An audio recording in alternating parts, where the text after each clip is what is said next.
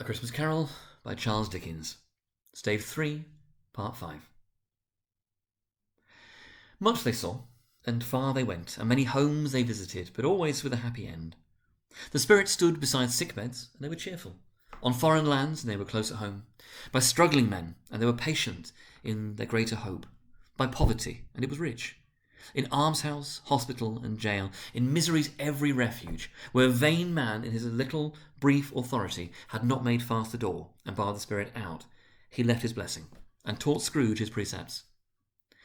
It was a long night, if it were only a night, but Scrooge had his doubts of this, because the Christmas holidays appeared to be condensed into the space of time they passed together. It was strange, too, that while Scrooge remained unaltered in his outward form, the ghost grew older, clearly older. Scrooge had observed this change, but never spoke of it until they left a children's Twelfth Night party, when, looking at the spirit as they stood together in an open place, he noticed that its hair was grey. "The spirit's life so short?" asked Scrooge. "Well, my life upon this globe is very brief," replied the ghost. "It ends tonight." "Tonight?" cried Scrooge. "Tonight at midnight. Hark, the time is drawing near."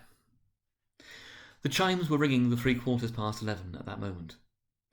"Forgive me if I'm not justified in what I ask," said Scrooge, looking intently at the spirit's robe. "But I see something strange and not belonging to yourself protruding from your skirts. Is it a foot or a claw?" "It might be a claw, for the flesh there is upon it," was the spirit's sorrowful reply. "Look here." From the foldings of its robe it brought 2 children, wretched, abject, frightful, hideous, miserable. They knelt down at its feet and clung upon the outside of its garment. "Oh, man, look here! Look down here!" exclaimed the ghost.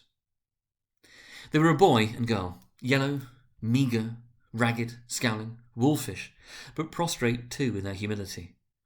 Where graceful youth should have filled their features out and touched them with its freshest tints, a stale and shrivelled hand like that of age had pinched and twisted them and pulled them into shreds.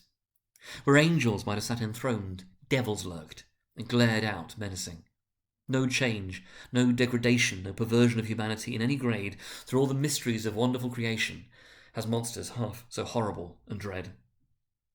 Scrooge started back appalled. Having them shown to him in this way, he tried to say that they were fine children, but the words choked themselves, rather than be parties to a lie of such enormous magnitude. "Spirits, are they yours?" Scrooge could say no more. "They are man's," said the spirit, looking down upon them, "and they cling to me, appealing from their fathers. This boy is ignorance, this girl is want. Beware them both, and all of their degree, but most of all beware this boy. For on his brow I see that written which is doom, unless the writing be erased. Deny it!"